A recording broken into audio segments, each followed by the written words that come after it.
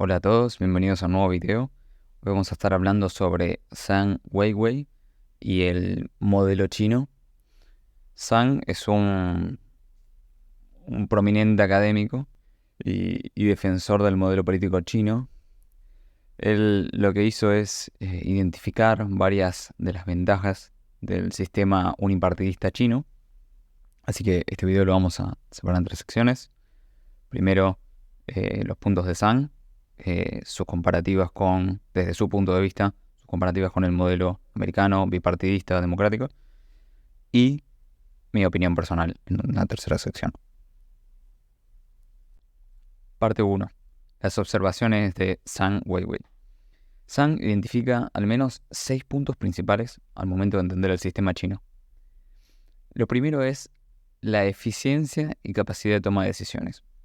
Según Zhang, el sistema unipartidista de China es distinto a lo que uno en Occidente entiende como partido, ¿no? Cuando en China se habla de el partido, se habla de un partido que es más holístico. No es lo mismo que estamos acostumbrados en Occidente con un partido, por ejemplo, el partido del que vos votás, un partido que odias de tu país, por ejemplo. El partido en China es algo totalmente distinto, según él, es más holístico. O sea, es un partido que integra todas las opiniones. Un solo gran partido. Lo que permite este unipartidismo, es una toma de decisiones más rápida y eficiente, porque básicamente evita los bloqueos políticos y las luchas partidistas que son la regla en las democracias multipartidistas. Por otra parte, él menciona como segundo punto la planificación a largo plazo. Zhang lo que argumenta es que el sistema chino puede centrarse en la planificación a largo plazo, básicamente la implementación de políticas a largo plazo, porque no está sujeto a los ciclos electorales, ¿no? Que lo que hacen es influir en la toma de decisiones en la democracia. Por ejemplo, en Argentina tenemos elecciones cada 2 años, entonces cada 2 años en general hay una subida de gasto público. Suele haber un ajuste cuando no es año electoral y una subida de gasto público cuando es año electoral. Y esto no tiene nada que ver con una cuestión de planificación de largo plazo, es simplemente hay elecciones y hay que ganarlas, como sea. Como tercer punto, Zhang habla de la estabilidad política. Él lo que afirma es que el modelo chino proporciona una significativa estabilidad política, ¿no? Lo que, según él, ha sido fundamental para el desarrollo rápido de la economía del país. Como cuarto punto, él habla de la meritocracia. Según Zhang, básicamente el sistema chino promueve la meritocracia, ¿no? Lo que hace es seleccionar a los líderes a través de un proceso bastante riguroso que incluye exámenes competitivos o evaluaciones de desempeño o eh, ascenso gradual, básicamente, a través de las filas del partido. Lo que dice es que ser parte del partido ya es como más una carrera, por así decirlo, en la cual uno va creciendo poco a poco y no es como en las democracias occidentales donde, por ejemplo, puede aparecer un outsider y modificar todo, sino que si quieres, no existe el concepto outsider, o sea, serías un outsider dentro del partido, pero tenés que pasar los filtros del partido, ¿no? Mostrar cierto desempeño para poder llegar al poder. Por otro lado, lo que dice es que, como quinto punto, el, el partido tiene un enfoque en el bien común, ¿no? Lo que dice es que el sistema chino está más orientado al bien común, a la cohesión social, que las democracias occidentales, que básicamente pueden llegar a estar, ponele, más centradas en los derechos individuales y este tipo de cosas. Entonces, por otro lado, el sexto punto es que Zhang considera que el sistema chino tiene una respuesta más rápida a las crisis, ¿no? Esto de tener un sistema unipartidista que pueda funcionar de forma más efectiva, que no haya bloqueos y todo, permite que sea un sistema más ágil.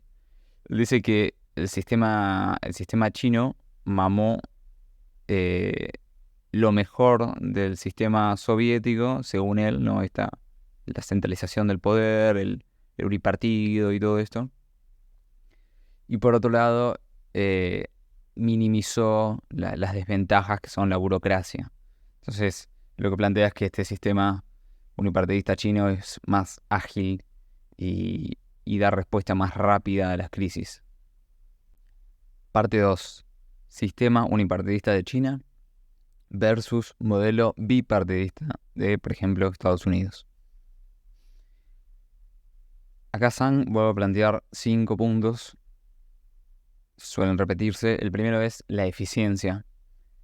Lo que dice es que el modelo chino a menudo, ¿no?, es más eficiente a la hora de la toma de decisiones o la implementación de políticas en comparación con el sistema estadounidense, que puede estar obstaculizado por parálisis legislativa, polarización partidista, lo que ya conocemos. Por ejemplo, no sé si siempre pasa cada unos años que se habla de que Estados Unidos puede defaultear la deuda, ¿no?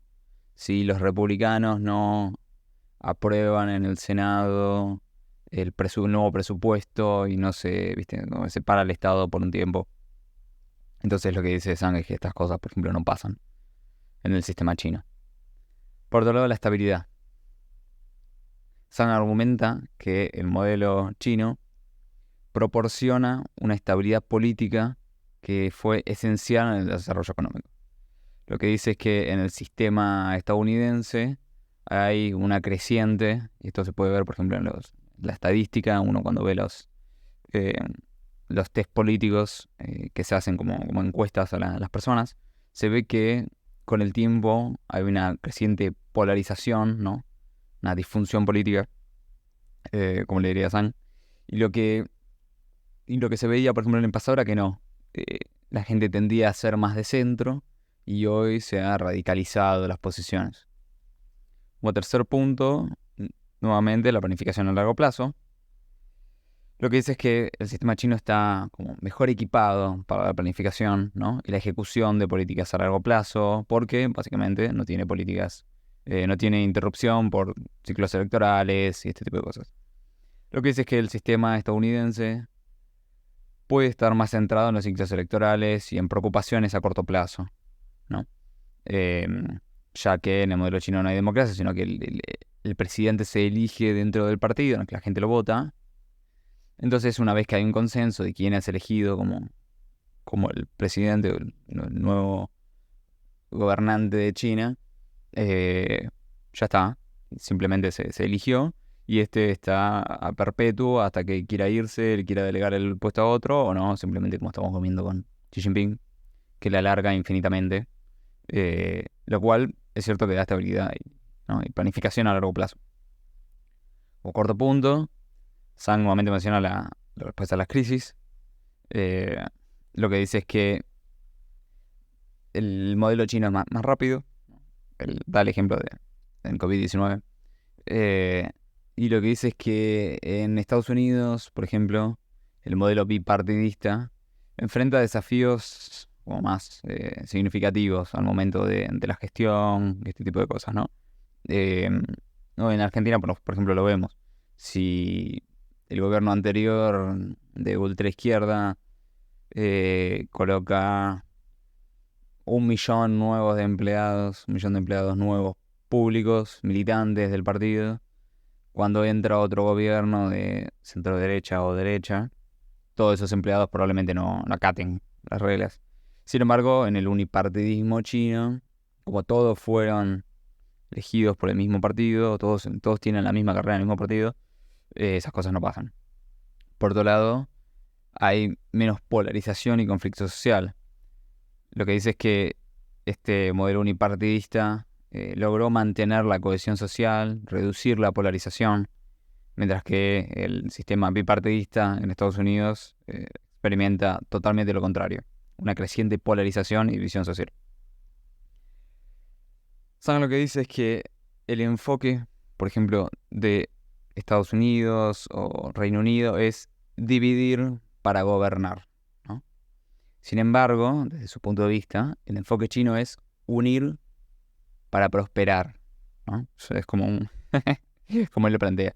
Él lo que dice es que, además, China es una democracia, pero él lo define distinto. Él lo que dice es que eh, en Occidente, eh, democracia se suele hacer el foco en el procedimiento, ¿no?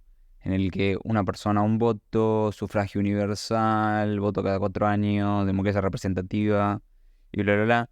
Y en China es algo más, más complejo. Y lo que dice es que el modelo chino lo que tiene es más un enfoque en eh, la democratización, si se quiere, de las cosas, ¿no? O sea, se encarga más de los objetivos de la democracia que de el procedimiento de la democracia. Parte 3, mi opinión. Vamos a tocar nuevamente los 6 puntos de Zhang, uno por uno. El primero es eficiencia y capacidad de toma de decisiones. Concuerdo que la democracia es cortoplacista, ineficiente. Sin embargo, a su vez, el unipartidismo chino, por lo menos lo que se ve en China, es un autoritarismo más fuerte, ¿no? Esto puede ser contraproducente. eh, si está tomando una mala decisión, las de forma eficiente, puede ser malo o bueno. La planificación a largo plazo, Zhang la ve como una ventaja. Sin embargo, yo considero que la planificación centralizada es inherentemente ineficiente y que un sistema basado en el mercado y en la política, en la propiedad privada sería bastante más eficiente. La estabilidad política. Estoy de acuerdo en que la estabilidad es algo positivo y es bueno para el desarrollo económico. Eh, Sin embargo, si te osificas en un mal sistema, puede tener problemas a su vez, ¿no? O sea, no se trata de, por ejemplo, Corea del Norte tiene estabilidad política hace décadas y sin embargo está totalmente eh, devastado, ¿no? O sea, se osificó en un mal sistema. Esto puede ser un problema. El cuarto punto es la meritocracia. Eh, o sea, valora la meritocracia, parece positivo. Sin embargo, esta idea de que el Estado funcione súper eficiente y meritocrático puede llegar a ser contraproducente. Esto de el Estado eficiente, ¿no? Sinceramente prefiero un sistema basado en el libre mercado, en la propiedad privada, eh, que, que los líderes son determinados por la propiedad privada, ¿no? Y, y cómo se toman las decisiones. Esto de cuando vas al supermercado, estás no votando, porque no es directamente un voto, pero estás eligiendo un producto por sobre otro, estás discriminando. Eh, Así que estás eligiendo, por ejemplo, la empresa líder en un sector, simplemente porque lo estás eligiendo porque es mejor, básicamente, porque lo consideras mejor. Quinto punto, el enfoque en el bien común. Obviamente, desacuerdo con Zhang en el enfoque del bien común. Probablemente, bueno, China tal vez lo tenga, pero no lo considero, eh, no lo considero bueno. Prefiero priorizar en derechos individuales y propiedad privada. Y como sexto punto, la respuesta rápida a las crisis. Eh, China habla de la eficiencia, ¿no?, que tuvo, por ejemplo, con la pandemia. Sin embargo, es probable que, bueno, no es probable, está probado que hubo severas violaciones de derechos humanos como en el resto de países, solamente que esta eficiencia y rápida respuesta puede ser malo. Y eso se vio en el desempeño económico de China durante la pandemia, ¿no?, en comparación con el resto de países. Eh, Básicamente las libertades civiles fueron corridas de lado durante ese momento, en China y en muchos lados más. Pero si es cierto que es eficiente y todo esto, eh, no es positivo. Te puede jugar muy en contra en esta situación. Así que bueno, espero que les haya gustado este video. Tienen todas nuestras redes sociales abajo. Suscríbanse, den like, compartan. Y nos vemos en un próximo video. Gracias.